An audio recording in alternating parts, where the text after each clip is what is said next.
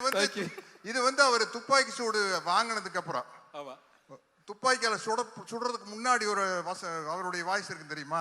சொல்லுங்க. ஒரு படத்துல அஞ்சலி தேவி அம்மா ஒரு சர்வாதிகாரி ராணி, அவங்க தலைவர் வந்தோன்னு அவங்க மேல கத்தி எடுத்து வீசிடுவாங்க. அப்போ தலைவர் பேசுற ஒரு வசனம், என்னை கொல்ல இருந்தீர்களே அதே கத்தி உங்களையும் கொல்லும் என்பதை மறந்து விட்டீர்கள். குறிவைத்தால் தவற மாட்டேன், தவறுமானால் குறிவைக்க மாட்டேன். வழிமுடி வீழ்ந்தது. மகாராணியாரை வீழ்த்துவது சுலபம் என்பதற்கு அறிகுறியாக.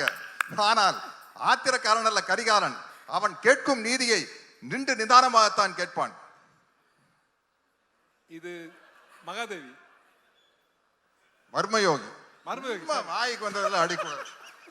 சரி படிச்சிருக்கேன். சரி, இதை சொல்லுங்க. படையிலே சேர்ந்தேன் மக்களுக்கு பணிபுரிய, நாட்டை காக்க. சேர்ந்த பின்பு அறிந்தேன் ஆற்ற வேண்டிய படை மக்களை ஆள வைத்தது, வாழ வைக்க வேண்டிய படை மக்களை மாள வைத்தது என்று. உங்கள் ஆட்சியின் கொடுமைகள் அனைத்தையும் கண்டேன். ஆதரவற்று மக்கள் துடிப்பதையும் பார்த்தேன். மக்கள் அழுத கண்ணீர் ஆரண பெருகும்.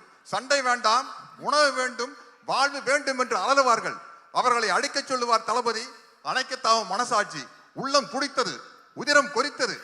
ஏன் இப்படி? எதற்காக? நடக்கலாமா? சரிதானா? இவைகளை எனக்குள் நானே கேட்டுக்கொண்டேன். ஒரே ஒரு முடிவுக்குத்தான் வந்தேன்.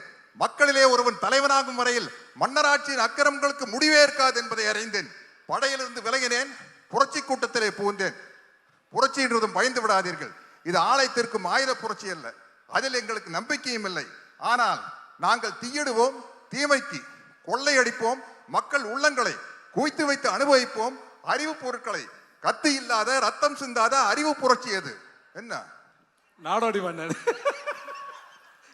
என்னை நம்பாமல் கெட்டவர்கள் நிறைய உண்டு, நம்பி கெட்டவர்கள் இன்று வரை இல்லை. அது நாடோடி மன்னன். சரி, மனோகர் சார் கேட்பார் வாத்தியார் பார்த்து, நிலைத்து நிற்கும் என் அதிகாரத்தின் ஆழம் புரியவில்லை உனக்கு. உங்கள் அதிகாரம் என்ன சிலப்பதிகாரமா? என்றென்றும் நிலைத்திருப்பதற்கு. அது 1001 படத்தை சோசியல் டயலாக்.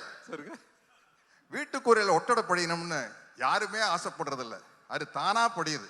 வாழ்க்கையில வர துன்பங்களும் அப்படித்தான். அதை நாம தான் நம்ம மன உறுதியால போகணும். இது இதுல கேட்டு சொல்றேன். கேட்டு சொல்றேன்.